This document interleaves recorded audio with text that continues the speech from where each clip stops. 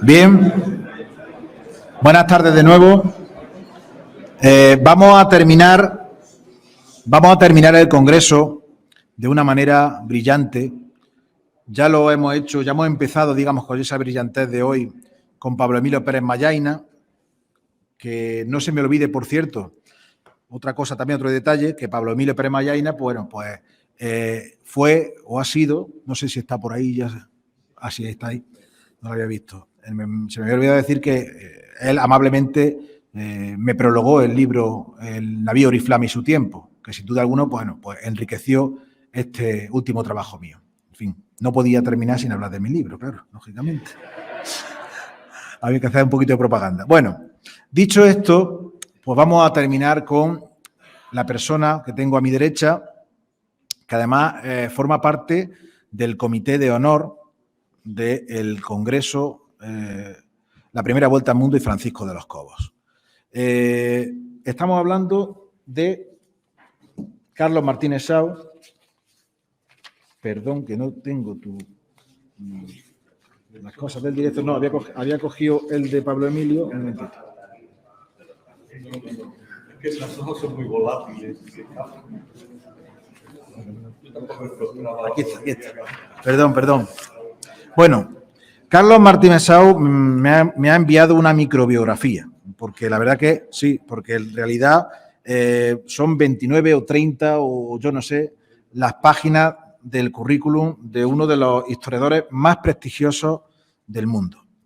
Carlos Martínez Sau nació en Sevilla, es licenciado por la Universidad de Sevilla, profesor de la Universidad de Barcelona. Bueno, fue profesor de la Universidad de Barcelona entre 1967 y 1993, doctor por la Universidad de Barcelona. Luego después fue trasladado a la UNED en el año 1993 y es catedrático emérito de Historia Moderna de la Universidad Nacional de Educación a Distancia, de la UNED desde el año 2015. Es académico de números de la Real Academia de la Historia desde el año 2007. Su especialidad es Historia Marítima, la carrera de India, el Pacífico Español. Tiene 12 libros, tiene 27 libros editados y más de 300 artículos y forma parte del Consejo de Redacción de diversas revistas especializadas. Comisario de 8 exposiciones internacionales con Marina Alfonso Mola.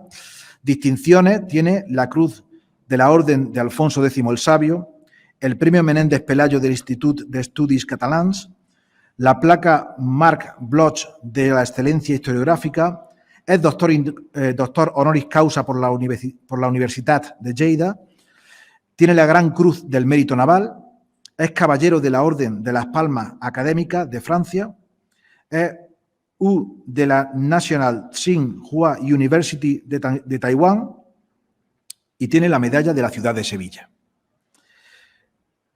Además, entre sus divertimentos, como él señala, es asesor cinematográfico de distintas películas, en 1492 de Ridley Scott, Juana la Loca de Vicente Aranda, crítico de literatura asiática y el último libro que tiene, del año 2022, es Crítica de las Letras Asiáticas, de Editorial Renacimiento, y es director de la Revista de Estudios Taurinos hasta el año 2020. Carlos Martínez Sau, además, es una gran persona. Con toda esa biografía que tiene, con ese currículum tan magnífico, siendo uno de los mejores historiadores, como vuelvo a repetir, del mundo, pues una persona muy cercana. Es una persona que es muy querida por mí, a la cual le tengo aprecio profesional y personal. Él formó parte del tribunal de mi tesis doctoral, fue el presidente de aquel tribunal y desde entonces, bueno, pues lo puedo considerar como un amigo. Además, compartimos nuestra afición por el Real Betis Balompié, ¿no? Por tanto, creo que es la persona perfecta para clausurar este magnífico congreso. Muchísimas gracias, Carlos, por venir. Muchas gracias por la presentación. No esperaba esto de que te revelaras como seguidor impertérrito del Real Betis Balompié a las duras y a las maduras.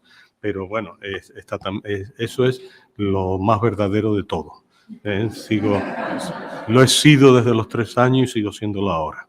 Bien, quiero expresar una vivencia personal, una fusión personal, ¿no? Esta sala tiene para mí muchos recuerdos, porque como he sido profesor de la UNED y también mi esposa durante tantos años, mi esposa sigue siéndolo todavía en activo durante este curso, pues muchas veces intentábamos que en el sorteo para venir a examinar, los profesores de la central, como decíamos en Madrid, teníamos obligación de examinar 3 veces al año, ¿no? En centros asociados de España, en algunos de los 62 centros asociados que la UNED tiene en España, pues intentábamos que nos tocara Úbeda o venir a Úbeda. Y muchas veces nos tocó. Y por eso, de esta aula, el recuerdo que más tengo es que aquí se desarrollaban los exámenes y que yo estaba en esta parte también de la tarima vigilando o introduciendo los exámenes por vía digital para que llegaran a Madrid.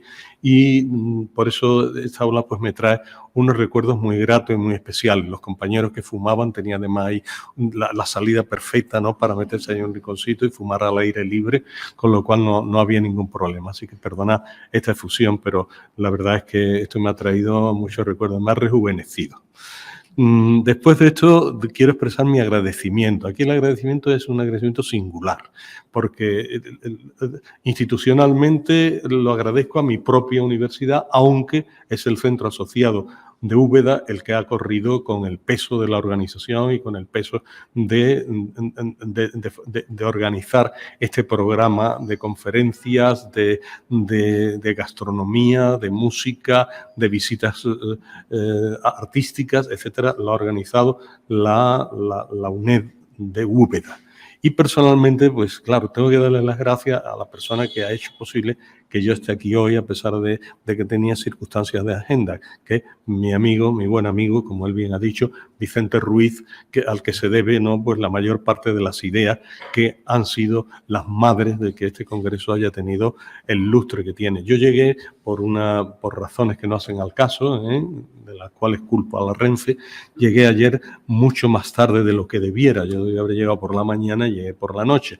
Me dirigí aquí inmediatamente y me encontré con un festín que era primero una conferencia maravillosa de Vicente Ruiz, ¿no?, que me dejó absolutamente anonadado, porque es una cantidad de información, una cantidad de datos documentales escogidos de toda la documentación al uso de la expedición Magallanes y Elcano, que no es tan grande, ahora hablaré de ello, como parece, y me dejó perplejo y me enseñó muchísimas cosas sobre la gastronomía del siglo XVI que yo ignoraba. Una de las cosas que me recordó es que, claro, hoy pues han pasado los que han hecho la visita cerca del Palacio del Marqués de Mancera, que es el que descubrió la mancerina, ¿no?, que ha sido tan importante como un instrumento para servir el chocolate y que el chocolate no cayera fuera del platito y manchara los trajes o los vestidos de señoras y caballeros. Y entonces, pues, eso ha dado un prestigio a los marqueses de Mancera, además de que fueron, pues, uno virrey del Perú y el otro virrey de la Nueva España. Bien, además, pues me encontré con la música antigua, con este quinteto tan perfecto ayer, ¿no?, que lo único que les reprocho es que fue demasiado corto. Yo comprendo que ya era muy tarde, pero me han dicho que dan 2 conciertos, uno en Úbeda y otro en Baeza, los días 6 y 8 de diciembre, que esos serán conciertos completos, y ya estoy haciendo planes, ¿no?, para señalar con cruces el 6 y el 8 para intentar coger el coche y venirme hacia acá, porque me gustó muchísimo. Luego ya, pues, la sesión gastronómica final y luego, pues, lo mejor, ¿no?, encontrarse con los amigos, ¿no?, amigos de Úbeda, amigos venidos de fuera, ¿no?, pues no quiero citarlos personalmente, pero están aquí todos ellos, a los que quiero mucho. Así que fue una entrada triunfal, ¿no?, la mía, porque me encontré rodeado de ciencia, de amistad, de música, de todo lo bueno que uno puede desear. Por lo tanto, en ese sentido, tengo que darle las gracias a la UNED y a Vicente Ruiz en particular, que ha dicho, no podía dejar de hacer propaganda de mi libro. Yo diría, no podía dejar de hacer propaganda de mi último libro, porque Vicente Ruiz ha escrito varios libros, todos ellos muy buenos, y el de L'Oriflamme también. Espero que pronto el artículo que lo da a conocer a España entera, que aparece en la aventura de la historia, pues aparezca muy pronto con una reseña que no ha leído, que le he hecho yo, y en donde verá el aprecio intelectual que me ha producido la lectura de su libro. Bueno, dicho esto, yo me encontré cuando me propusieron este cierre de la jornada. ¿Y qué digo de nuevo? He dado en 3 años, no sé, me parece que si no las cuento mal, he dado 20 y tantas conferencias sobre la primera vuelta al mundo por todos lados. La he dado en forma presencial, en forma digital, en universidades americanas, asiáticas y por toda España. Y ya no sé qué decir nuevo, ya parecen de mi familia, ¿no? Magallanes y Elcano, y no sabía cómo enfocar esto. Entonces se me ocurrió este título, que no es el que figura en esta presentación, que es el título de Última hora de la primera vuelta al mundo, haciendo un juego de palabras, última hora, primera vuelta al mundo, que es ver que se ha avanzado en estos últimos años, ¿no? Y que puede resultar relativamente novedoso sobre lo que ya conocíamos. Tenemos el problema de que hay muy pocas novedades documentales, ¿eh? O sea, lo que hay es que lo que se puede hacer son relecturas y lo que se puede hacer son exprimir como un limón las cosas que hay, que es lo que hizo con la gastronomía ayer Vicente Ruiz, lo que ha hecho hoy con una imaginación al poder absoluta, ¿no? Pablo Emilio Pérez Mayaína, ¿no? Mi buen amigo, que han exprimido al máximo, ¿no? Toda la información, incluso colateral, tangencial que hay sobre el mundo. Porque en realidad lo que tenemos documentalmente son una serie de crónicas muy pequeñitas. Tenemos el viaje de Pigafetta, tenemos la crónica de Ginés de Mafra, tenemos la de León Pancaldo, tenemos los apuntes de bitácora de Francisco Albo, y tenemos finalmente los testimonios que recogió Maximiliano Transilvano de boca de los marineros que habían desembarcado en Sevilla y que con su prosa, su elegante prosa renacentista, pues lo dio a conocer. Pero hay que tener en cuenta que si se fija uno bien, todos estos documentos, todos ellos caben en un librito así pequeño que editó el gran Ramón Alba, director de Editorial Polifemo, y en este librito están todas las crónicas, está todo, y no hay casi nada, no hay casi nada más. Se han recogido algunos testimonios marginales nada más y sobre todo se ha ido otra vez a la fuente a ver si se la sonsacaba, a ver si se podía sacar más de la fuente. Y se puede sacar más de la fuente, pero sobre todo sobre cosas relativamente accesorias o cosas relativamente especializadas. Con todo ello, lo que se ha hecho es una narrativa plausible. Nosotros tenemos una narrativa del viaje que se puede explicar realmente bien y que nos da una idea de las líneas generales del viaje. Hay otros viajes que no tenemos ni esta narrativa, no sabemos prácticamente nada. Por lo menos tenemos una narrativa fiable, que se puede saber qué cosas pasaron, el orden en que pasaron, qué logros se obtuvieron, quiénes fueron los protagonistas. Tenemos eso. Nos faltan detalles, muchos detalles que nos gustaría saber, que nos gustaría conocer, igual no los vamos a conocer nunca, porque las novedades documentales que van apareciendo a pesar de este enorme esfuerzo del que estoy hablando, son novedades realmente pequeñas, novedades mínimas con respecto a lo que tenemos, así que no estamos en condiciones de saber demasiado más. Sin embargo, una de las cosas buenas que tiene, como todo el mundo sabe, las celebraciones, las conmemoraciones, es que todo el mundo se pone a trabajar. Tengo que ir al congreso que se celebra en Úbeda, tengo que ir a la conferencia a la que me invitaba a Madrid, tengo que ir a hablar de las islas, la primera vuelta al mundo en Las Palmas de Gran Canaria, donde sea, ¿no? Tiene uno que ir a muchos sitios, ¿no? A hablar de cosas. Y eso, pues, excita la curiosidad, incita a volver a releer la fuente, incita a meterse en los archivos, y eso lo han hecho, pues, muchos investigadores y muchos compañeros. Y de ahí han salido algunas cosas nuevas que no sabíamos sobre la expedición Magallanes. Hay una serie de nuevos libros, ¿no? que han aparecido, de nuevas investigaciones, aparecido en estos tiempos. Por ejemplo, José Manuel García, que es un investigador lisboeta, pues ha escrito una biografía de Magallanes, a la cual a todo esto me referiré un poco más extenso ahora.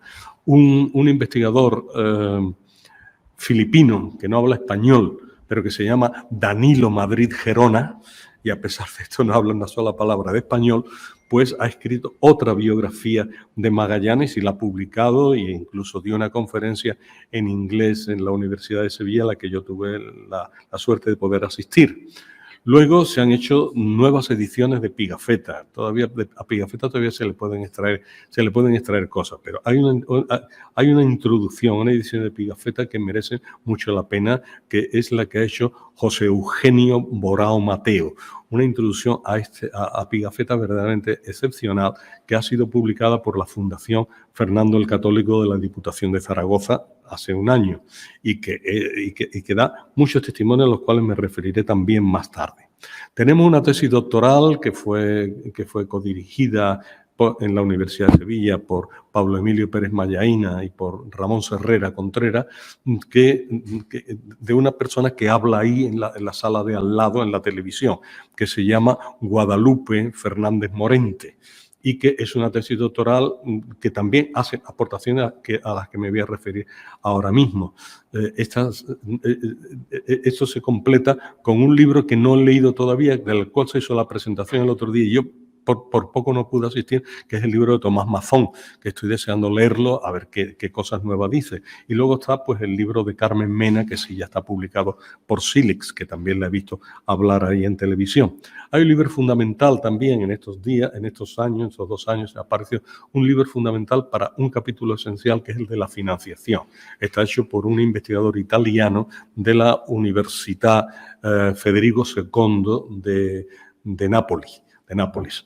Y este hombre también ha hecho un trabajo extraordinario. Me referiré a él ahora. Pero como vemos, ¿no? Pues tenemos ahí unas cuantas cosas nuevas que se ha sabido en los 2 últimos años y que aportan cosas.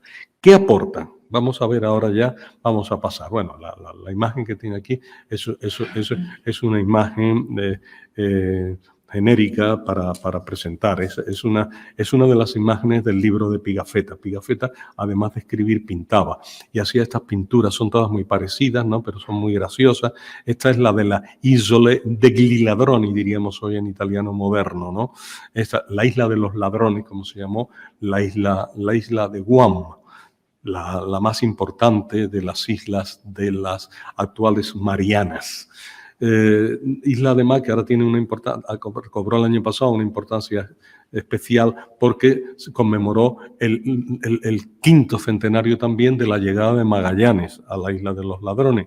Y entonces, pues, gracias a eso se hizo una colaboración de investigación entre la National University of Guam, por un lado, y el Instituto General Gutiérrez Mellado, que pertenece a la UNED también, a nuestra universidad, por otro, que ya se ha publicado, acaba de publicarse, está fresquito todavía de la imprenta, ¿no?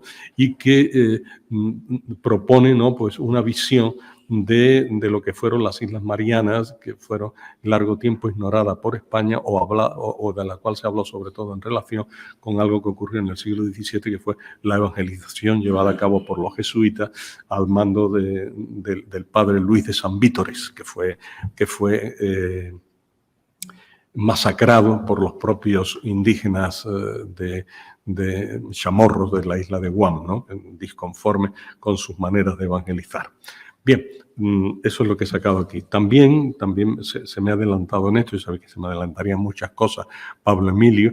Este es otro de los dos retratos, él ha señalado uno, otro de los dos retratos plausibles, seguramente verdaderos, ¿no?, de Magallanes. Son copias, ¿no?, de un cuadro original, pero son copias de época, copias hechas poco después de hacerse el retrato original y que guardó un humanista llamado Paulo Jovio. Lo guardó en una casa que tenía en el lago de Garda, si mal no recuerdo, allí al norte de la Lombardía, pegando a Suiza, y que finalmente pues fueron a parar a galerías pictóricas de Italia. Este retrato nos ofrece una imagen de cómo sería Magallanes antes de salir. Tendría aquí pues 30 y tantos años, o sea, todavía no habría cumplido los 40, porque los 40 debió cumplirlo a punto de morir, llegando a Guam.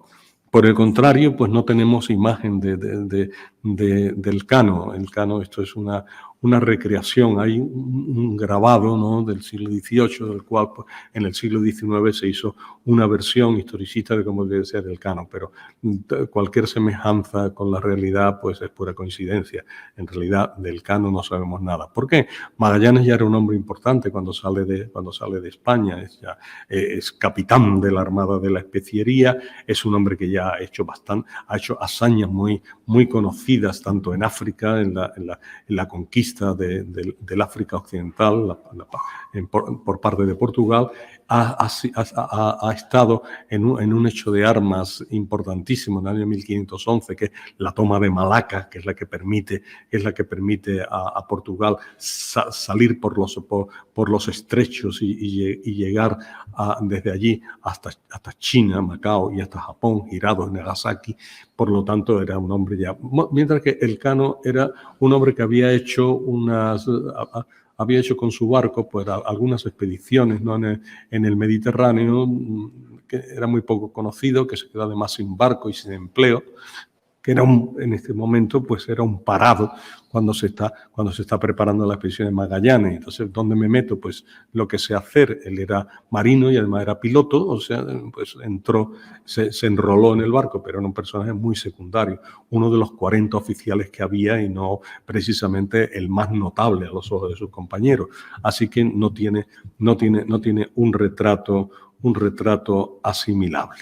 Bueno, vamos a quedarnos ya con el mapa por las cosas que van a salir, pero vamos, el mapa se puso ayer, lo vi, ¿no?, en el PowerPoint de Vicente, y no es un mapa real, preciso, aunque no sea tan bonito como el que nos ha puesto hoy de pantalla Pablo Emilio Pérez Mallaína, pero es un mapa que permite ver qué es lo que ocurrió y que no lo voy a contar yo. Bien, ¿qué aportaciones podemos decir? Pues sobre el Cano, las aportaciones son escasas. O sea, hay un investigador guipuzcoano que se llama Borja Aguinagalde, que ha hecho pues un trabajo verdaderamente muy meritorio, muy laborioso, tremendamente laborioso, para decir todo lo que se puede saber sobre la familia del Cano y sobre el propio Juan Sebastián Elcano. Pero no ofrece una semblanza, no hay una biografía de Juan Sebastián Elcano, ni siquiera hay un retrato real de Sebastián Elcano. Ahora, de la familia, de sus conexiones, de sus tíos, de sus tatarabuelos, todo eso, pues ahí se puede encontrar muchísimas cosas. Es arduo de leer porque las conexiones son muy complicadas y tiene uno que ser un especialista para poder ir con el libro de Borja Aguinagalde. Pero es uno de los trabajos nuevos que se tiene y que completan lo que sabemos sobre Juan Sebastián Elcano. José Manuel García, hombre del Instituto Lisboeta de Historia, pues nos presenta una biografía en la cual hay cosas que son nuevas y que nos interesan. Por ejemplo, él discute de una forma muy convincente un tema muy debatido siempre, que es la patria de Magallanes. Del Cano, por el contrario, sabemos que su patria es guetaria, y no hay duda, ¿no? Él es un guetariaco, un hombre de Guetaria. Pero de Magallanes la duda ha sido siempre ha habido la idea generalizada, popular, de que había nacido en un pueblecito de Trás-os-Montes que se llama Sabrosa. Y de hecho, pues hay mucho, o sea, no se puede decir otra cosa en Sabrosa, no se puede llegar allí diciendo. Es dudoso que haya nacido en Sabrosa porque entonces ya no sigue uno con la conferencia. Pero hoy la investigación que ha hecho José Manuel García convence a casi todo el mundo de que la familia estaba instalada en Oporto y que muy probablemente, a un tanto por ciento de elevadísimas probabilidades, Magallanes nació en Oporto. Y que es un portuense, un hombre de un puerto. O sea, que eso lo demuestra José Manuel García, es una de las aportaciones que hace. También hace aportaciones en torno a la relación con Rui Faleiro, que es el personaje que siempre lo acompaña, un personaje sabio en astronomía y que parece que va a ser, junto con Magallanes, presentan ambos el proyecto, los dos que van a dirigir la expedición, pero al final algo ocurre con Faleiro, que Faleiro no sale y además va siendo marginado y va desapareciendo de la documentación. Todo el mundo pues le acusa de que se volvió loco. ¿Qué locura fue? ¿Qué tipo de locura es esa? ¿O qué ocurrió exactamente? Intenta deshacer esa maraña de informaciones José Manuel García sin lograrlo del todo. Pero en cualquier caso parece que Rui Faleiro quedó un poco fuera de combate por cuestiones mentales, por cuestiones de desajustes mentales, pero no lo sabemos con seguridad, aunque él da muchísima información, todo lo que se sabe sobre la relación con Rui Faleiro. Menos convincente, sin embargo, es una afirmación con la cual no se puede estar de acuerdo con José Manuel García y que ya se discutió en el Congreso de Valladolid y que podemos volver a discutir aquí. Él cree que hay que poner a Magallanes como el primero que dio la vuelta al mundo. ¿Por qué?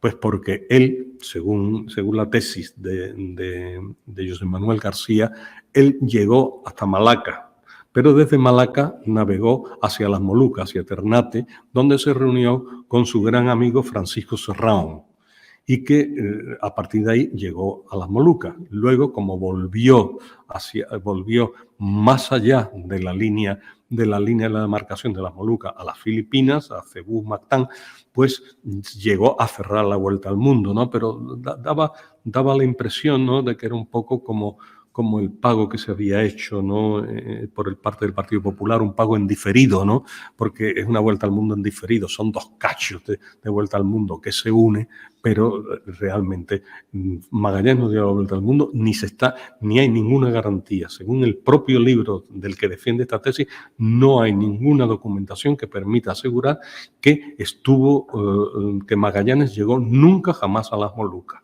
que no pasó de Malaca. Francisco Serrão creyó encontrar en la isla de Ternate, el paraíso terrenal. Y dijo, yo ya me quedo aquí porque aquí se está muy bien y me hago consejero del sultán y todo lo que quiera. Y empezó a mandarle muchísima información a Magallanes. Pero eso es lo que le mandó, información. Nunca llegaron a conectar. Francisco Serrão murió en Ternate poco después y no hay eso. O sea que la vuelta al mundo, esa vuelta al mundo en diferido de José Manuel García es algo que no se puede aceptar de su libro. Danilo Madrid Gerona, pues hace otra biografía muy completa de Magallanes, quizá la biografía que contiene más datos sobre Magallanes, más incluso que la anteriormente mencionada, desde luego mucho más que la de la literaria, aunque una literatura excelsa, de Stefan Zweig, mucho mejor que esto, ¿no? Pero mientras que tiene capítulos que avanzan mucho en algunas actuaciones, en algunas situaciones en las cuales los investigadores españoles no habían insistido, como es la presencia de Magallanes en la isla de Mactán, los motivos por los que aceptó la propuesta del sultán de Cebú, de Ian Mactán y todo eso. No se había hecho ninguna referencia. Las relaciones entre Magallanes, el cacique Humabón de Cebú, y el cacique Cilapulapu de Mactán están ahí muy bien reflejadas y muy bien reflejada cómo sucedió la tragedia de Filipina Mactán, está muy bien reflejada. Por el contrario, se le tiene que hacer un reproche, ¿no? que para mí resulta incomprensible en un libro tan bien organizado como este, un libro tan acucioso como es este libro de Danilo Madrid, sin embargo coge y da por verdadera una fuente ficticia. O sea, un periodista inventó un supuesto diario de Magallanes que había descubierto no se sabe dónde, porque no da noticias de dónde se había descubierto este diario de Magallanes. Él lo dice que por prudencia y porque no quiere revelar secretos que pertenecen a personas privadas, así como dicen los detectives, ¿no? En las películas de policíacas, no quiere dar información sobre él, pero lo que pasa, no da información sobre él porque cotejadas las cosas, eso es un apócrifo, eso no tiene ninguna razón de ser, no hay ningún diario de Magallanes en ningún sitio, y sin embargo Danilo Madrid Gerona lo da por bueno y lo acepta como si fuera una fuente tan fiable como todas las demás, cosa que no lo es. Así que eso lastra mucho el libro de Danilo Madrid. A continuación he citado, ¿no?, a Sergio Sardone. Sergio Sardone es un benemérito investigador, es un hombre joven que ha trabajado muchísimos años en el Archivo General de Indias y que ha hecho una revisión completa de todas las cifras de la financiación española de la primera vuelta al mundo.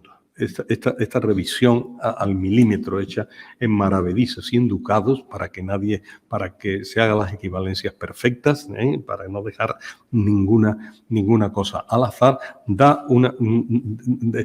acaba ya con un debate absurdo de estos debates de tipo nacionalista que no tienen ninguna razón de ser.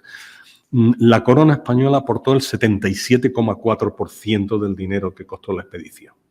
Y un lobby acaudillado por Cristóbal de Haro aportó el 22,6% restante. O sea que la empresa fue esencialmente una empresa de Estado, una empresa española. Y eso es igual que uno sea portugués, español o mozambiqueño, es lo mismo.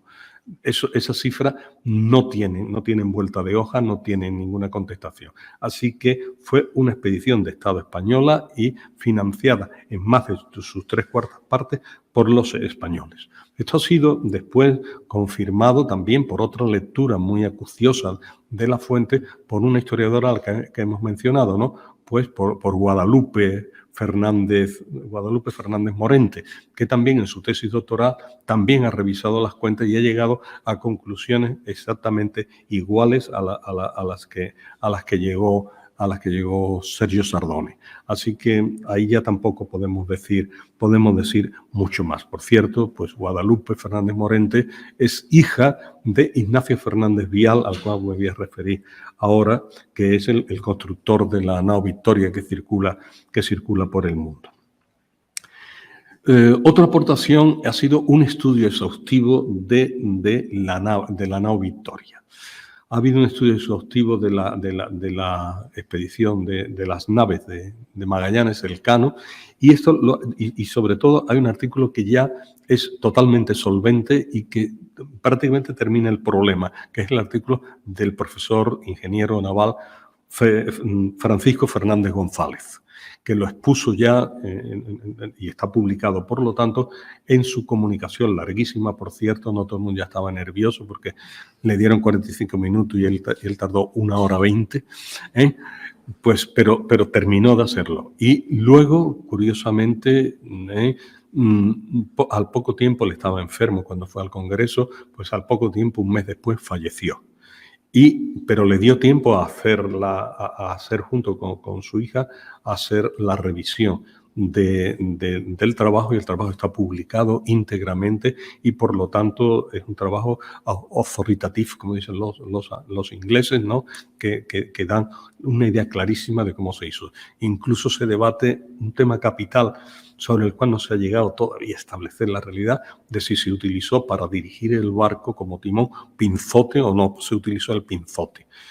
Francisco Fernández González es partidario de que no se usó siquiera el pinzote, pero hoy día los que patronean la nao Victoria dicen que ellos sin pinzote no podrían haber navegado, ellos no pueden prescindir de esa especie de timón para dirigir la nave, así que eso es lo único que quedó en el aire. Lo demás está ahí muy bien establecido y la reconstrucción definitiva de la nao Victoria pues da cuenta de todo lo que se ha trabajado en este campo.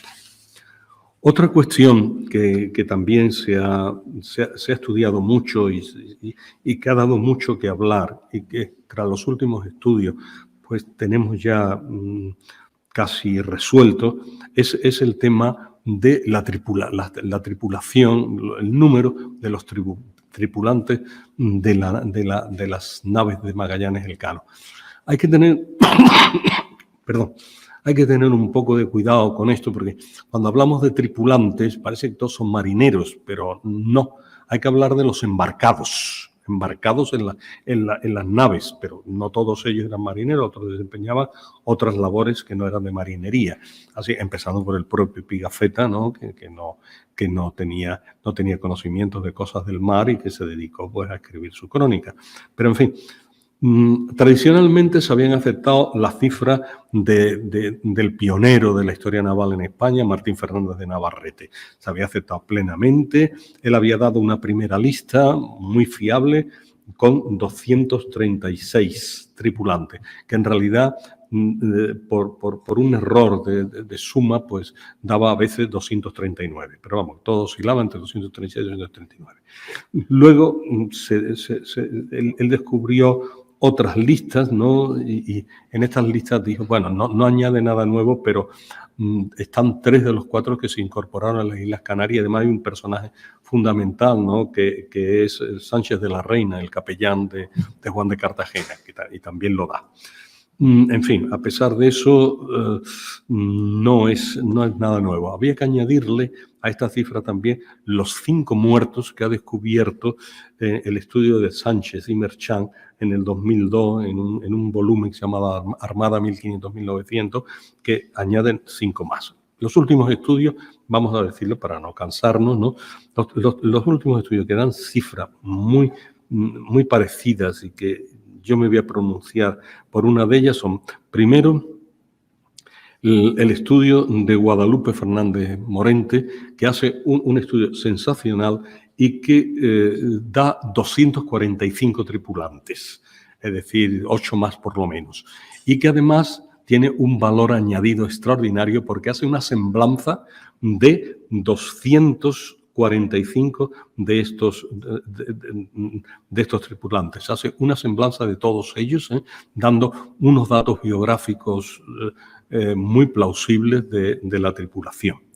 Carmen Mena, que acaba de publicar un libro en Silex en el 2002, sigue paso a paso esto y da 255, ¿no? Da 10 más que Guadalupe. Y por último está la introducción que he citado a Pigafetta de José Eugenio Borao Mateo, que da 255 también exactos y que hace una elaboración a partir de estos 255 de cómo van muriendo hasta llegar a los 30 de Sevilla. Y eso es plausible porque están ahí todos contados al milímetro por cada acción.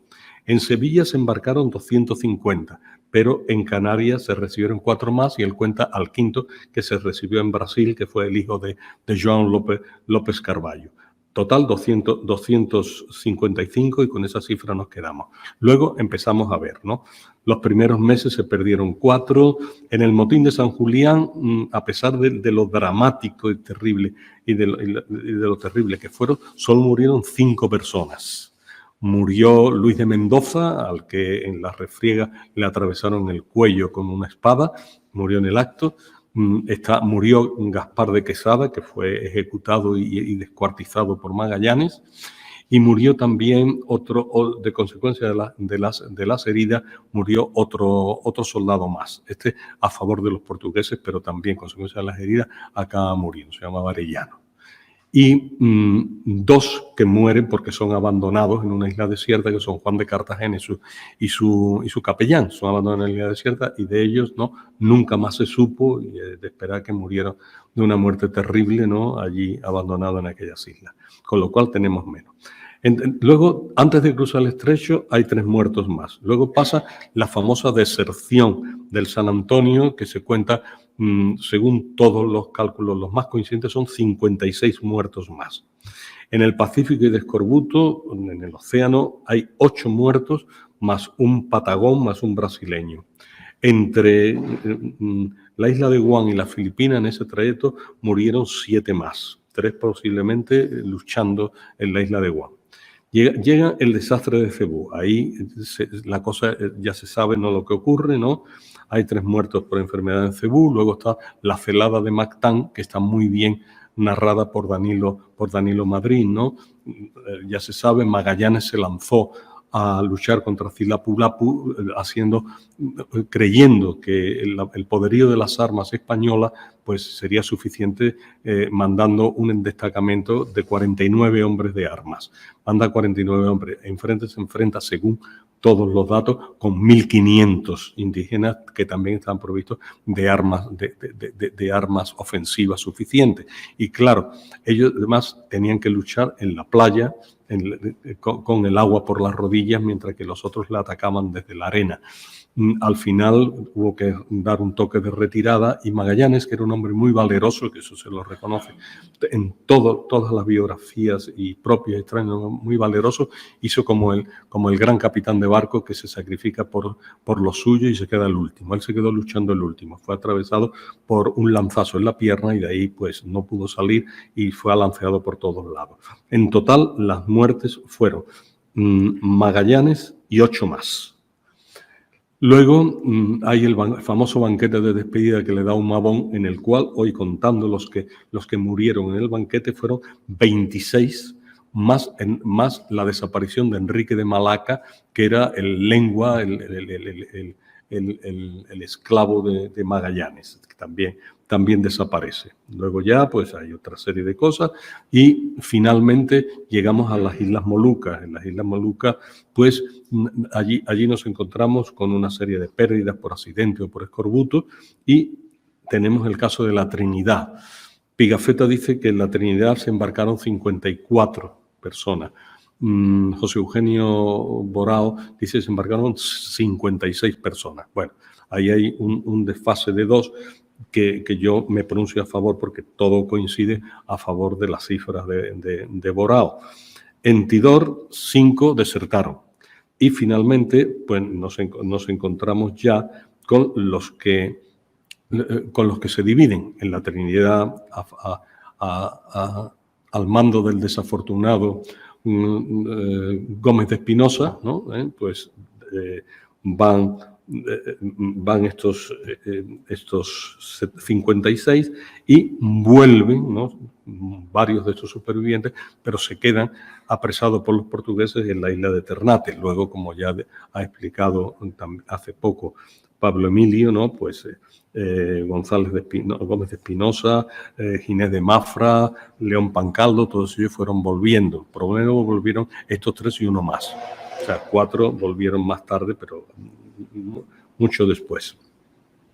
De la Victoria salen en dirección al Índico, se embarcan 47 europeos y 13 indios. Lo que pasa es que antes de salir, 2 se lanzan al agua, ¿no? Martín de Ayamonte, los conocemos los nombres, y Bartolomé de Saldaña.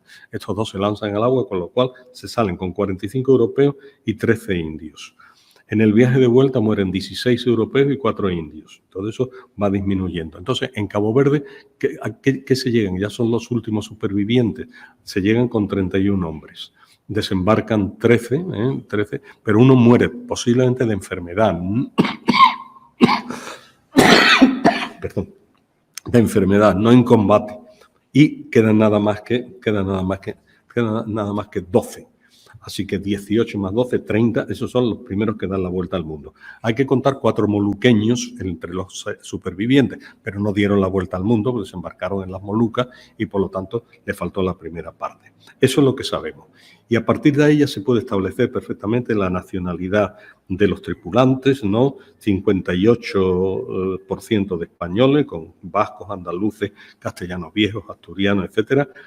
Extranjeros había 35 portugueses, italianos embarcaron 30, la mitad eran genoveses, franceses hubo 16, griegos hubo 8, además ya regresaron los griegos, las que tuvieron la mayor tasa de supervivencia, ya que volvieron 3, uno de la isla de Quíos y 2 de la isla de Rodas, ¿no?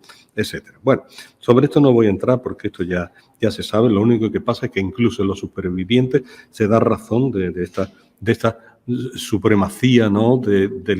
de europea y sobre todo española, ¿no? De los 18 supervivientes primeros, 11 eran españoles, y 3 italianos, 3 griegos y un alemán. Así que también el capítulo de esto está casi cerrado. Pero luego hay otro capítulo, ¿tengo 10 minutos? Sí. Bueno, hay un capítulo que ¿qué pasa después? ¿Qué hay después del Cano? Pues después del Cano hay una entrevista entre el Cano y Su Majestad Imperial Carlos V, desde entonces ya había pasado de ser solo rey de España a ser también emperador de Alemania. Entonces hay una entrevista y sobre todo de esa entrevista, para resumirla brevemente, ¿no? De esa entrevista lo que sale es 2 preguntas, ¿no? Le dice Carlos V a Magallanes, allá el Cano, ¿se ha traído el clavo que se iba a buscar? Dijo, sí.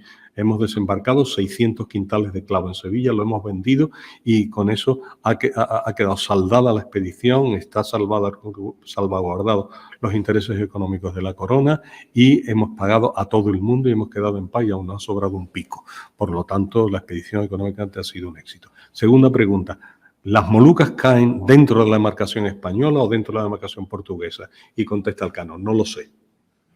Porque con los elementos náuticos que estaban al alcance en ese momento de los navegantes, era muy difícil establecer el antemeridiano en el Pacífico. Y por lo tanto, la duda sobre si Molucas era española o portuguesa no se sabe. Nada más que estaba ocupada, de hecho, ya por los portugueses y los españoles, por lo tanto, aparecían como intrusos.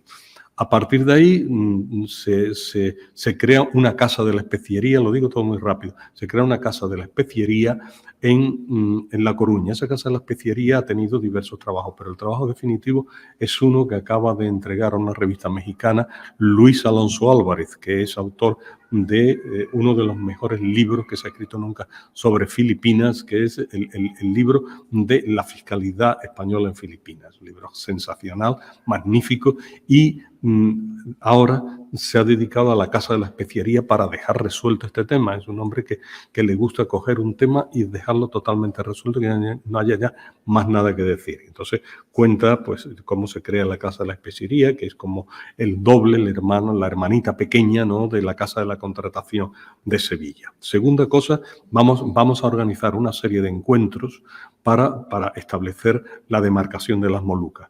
Los encuentros más importantes se celebran en la ciudad portuguesa de Elvas y en la ciudad española extremeña de Badajoz. De ahí no sale nada en claro, a pesar de que fueron los mayores ingenios náuticos de la época a estas reuniones, pero no se llegó a saber. Organizamos una segunda expedición, la expedición dirigida por Frei García Jofre de Loaiza. Hay que tener mucho cuidado porque en los libros muchas veces se desliza la palabra fray. Jofre García de Loaiza. Hay que decir Frei, porque Frei es un fraile, es un nombre de un convento, de un monasterio, ¿no?, de una orden religiosa, mientras que Frei es un marino que es comendador de la Orden de Malta. Y eso es lo que era García Jofre de Loaiza, comendador de la Orden de Malta. Por eso es Frei. Y hay muchos Frei famosos en la historia náutica, en la historia de la Marina Española, como los que han estudiado esto lo saben. Bien, entonces, la segunda expedición es un desastre. No la voy a contar aquí porque me llevaría mucho tiempo. Si alguien quiere, pues hay libros a disposición de todo el mundo que permite estudiarla y que se sabe bien, que una expedición de gran fuste, que lleva 7 barcos mucho más grandes todos ellos que cualquiera de la expedición Magallanes-Elcano, y de esos 7 barcos ya 3 no cruzan el estrecho de Magallanes, solo pasan al Pacífico 4, de esos 4, 3 se pierden en las de esos, uno de ellos, ¿no? Del Oscar Bell, que dice el historiador australiano Landon, del Oscar Bell, pues parece que pudo llegar hasta descubrir la isla de Nueva Guinea, ¿no? Y tomar posesión de la isla de Nueva Guinea. Otro fue más prudente, fue contorneando el continente americano hasta llegar a México, hasta llegar a Mazatlán. Y otro, el más importante, el de García de Oces, ya bajó mucho más al sur, pasó el Cabo de Horno, llegó posiblemente a avistar hasta la Antártida y luego volvió y luego se perdió. Y la nave fundamental, la nave de Santa María de las Victorias, está en plural, ¿no? Pues también, después de no saber qué hacer y de dar muchas vueltas, se encontró con que se había firmado el Tratado de Zaragoza y que ya su misión allí era completamente inútil. En esta es importante hacer constar un dato básico de esta expedición. El dato básico es que en ella muere García Jofre de Loaysa y 6 días después muere Juan Sebastián Elcano, que iba en la misma nave, y cuyo testamento fue recogido como albacea testamentario por un hombre que ahora va a tener mucha importancia y que vamos a ver dentro de un segundo, que es Fray Andrés de Urdaneta. Este sí, Fray, aunque había corrido mucha vida y había sido un hombre no pues de armas tomar, pero además muy sabio y había andado mucho mundo, por decirlo de alguna forma, pues al final entró como fraile agustino y por eso pues todo el mundo dice Fray Andrés de Urdaneta, pero bueno, de fraile tenía poco este hombre. En cualquier caso, es importante consignar esto porque Urdaneta, a partir de esta expedición, cobró tanto conocimiento del área que luego sería embarcado en otra expedición notabilísima, ¿no? Como ahora vamos a ver dentro de un momento. Estas son otras expediciones que se hacen. Esta es la de García de Loaysa, que acabo de mencionar hace un momento, pero que se ve muy confusa porque como fueron varios los barcos, no hay aquí uno, se ve muy bien cómo llega hasta Mazatlán, cómo otros se pierden por aquí, pero bueno, eso para nosotros no tiene importancia. La importancia que tiene es que a partir de aquí, estas son expediciones secundarias y esta es la última que se hace, la de Ruy López de Villalobos.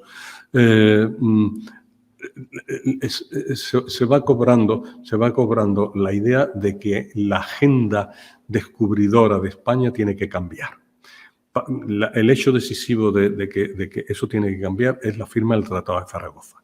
Por el Tratado de Zaragoza, no sé si me da tiempo a citar textualmente lo que se dice, pero por el Tratado de Zaragoza, España renuncia a todos sus derechos a las Islas Molucas. Dice el documento, dice textualmente así. La corona española vende todo derecho, acción, dominio, propiedad y posesión o cuasiposesión y todo derecho a navegar, contratar y comerciar con los malucos por la cantidad de 350.000 ducados de oro de 375 maravedíes que le paga el rey de Portugal. ¿Por qué se hace esto? Hoy día no cabe duda de las razones que se dan. Las razones se resumen muy rápidamente. Primero, los españoles empezaron a tener ya una conciencia difusa de que las Molucas más bien caían en territorio portugués que español. Por lo tanto, que era difícil hacerse con eso. Segundo, que llegar a las Molucas y para establecer una línea de comercio regular era dificilísimo, porque ya las expediciones de los 7 barcos de Loaysa y la expedición de los 5 barcos de Magallanes-Elcano había demostrado que aquello era muy difícil de llegar. Tercero, que las Molucas estaban en poder de los portugueses y por lo tanto tenían que enfrascarse en lo que posiblemente era una guerra colonial. Cuarto, que se derivaba una serie de problemas diplomáticos muy fuertes, ya que Isabel de Portugal estaba casada con Carlos V, ¿no? Estaba casada con Catalina de Austria, con Juan III, por lo tanto aquello era un grupo de concuñados, ¿no? que creaban un malestar familiar que se traducía en un malestar diplomático generalizado. Tercero, y muy importante, cuarto y muy importante, no se sabía cómo volver de las Molucas, se sabía cómo llegar, pero cómo volver todavía no se había descubierto. Se habían hecho muchos intentos más, se había hecho un primer intento por parte de Gómez de Espinosa, se había hecho un segundo y un tercero y un cuarto y un quinto, hasta 5 intentos de llegar, de volver a América sin éxito. Sí, por lo tanto, no se sabía cómo volver y sin eso pues, no había ninguna posibilidad de nada. Así que los 350.000 ducados de oro había que emplearlo en las guerras de Carlos V, en las guerras que en ese momento estaba llevando contra Francisco I de Francia, contra Solimán el Magnífico por parte de Turquía y contra los líderes de la reforma luterana. Ya con esto acabo. La agenda, por lo tanto, se cambia. En lugar de las Molucas, que cuesta tanto y que no se sabe, vamos a intentar llegar a otras islas, las Filipinas, que van a tener menos importancia porque van a ser menos conflictivas porque no hay riquezas en las Filipinas. En las Filipinas no hay oro, no hay plata, no hay especias, no hay nada. Por lo tanto, pues los portugueses no están interesados. Tienen allí el gran vivero con las especies estas que están en la exposición. ¿Para qué van a ir a las Filipinas donde no hay ni pimienta, ni canela, ni clavo, ni nada, donde no hay ni oro, no hay plata? Pues España podía asentarse muy bien. Pero para poder asentarse muy bien tenía que haber una expedición que permitiera ese asentamiento. Y con esto ya estoy llegando al final. Eso se hace con la expedición de Miguel López de Legazpi, que sale de México en el año 1540. En el año 1564. En 1564, Miguel López de Legazpi pues, manda esta expedición. Con las cartas que le dan en 1570, que recibe ya de Felipe II, con estas cartas inicia la conquista de todas las Visayas, de Cebú incluida, y pasa a la isla de Luzón, que era la isla principal, la isla del norte de las Filipinas. Además, se enfrenta con los musulmanes que estaban ocupando una pequeña ciudad, un pequeño baluarte que se llamaba Maynila. Destruye ese baluarte y construye allí lo que será la futura ciudad de Manila. O sea, ocupación de las islas Filipinas, construcción de una ciudad nueva que va a ser fundamental, la ciudad de Manila, y sobre todo, pieza básica, esta que está aquí. Esta pieza básica es un dibujo de Forges, ¿no? Es que por fin se descubre algo sin lo cual no era posible las Filipinas españolas, que es el tornaviaje. Después de 5 intentos, ¿no? Pues se llega gracias a Fray Andrés de Urdaneta. Aquí se ve, ¿no? Fácilmente Urdaneta hallando la ruta Filipinas a Acapulco, con papel y pluma. Oiga, ahí hay unas esotéricas operaciones matemáticas, y Felipe de Salcedo, que era, por cierto, nieto de Legazpi, ¿no? Le dice, ¿seguro? Y él, seguro, todo tieso para allá. Y entonces con esa frase castiza da a entender que tenía una seguridad extraordinaria en llegar allí. Y con eso pues se llega al tornaviaje. El tornaviaje permite ya lo que va a ser la ruta del Galeón de Manila. Ruta del Galeón de Manila que no se entiende sin los elementos de uno y otro extremo. Aquí lo tenemos. Aquí tenemos de Manila a Acapulco cómo se va. Para ir de Manila a Acapulco hay que subir al trópico de Cáncer y llegar a enlazar con la corriente del Kuroshio, y la corriente del Kuroshio ya te lleva primero a California, a las costas californianas, y después a México. Para volver es más fácil, ¿no? Porque no hace falta coger ninguna corriente, sino ir en línea recta hasta llegar a la isla de Guam, en las Marianas, hacer allí aguada, coger carne fresca, verduras, lo que sea, y llegar hasta Manila. Pero es necesario contar con 2 cosas más imprescindibles, con lo cual pongo punto final. Manila enlaza con el Fujian, enlaza con la China del Sur. La China del Sur es fundamental para esta ruta porque ella es la que va a proveer el contenido material del Galeón de Manila. Es decir, ella va a dar la seda, la porcelana y todos los demás tesoros que uno se le puede ocurrir de Oriente. Es decir, especias, biombos coromandel, muebles lacados japoneses, todo lo que uno quiera, ¿no? Telas de algodón de la India, Todo eso gracias a los comerciantes del Fujian, sobre todo a partir de los 3 puertos básicos, ¿no? De Shanzhou, de Quanzhou y de Amoy, como se llamaba en la época, hoy se llama Xiamen, que es la capital de toda la región autónoma de Fujian.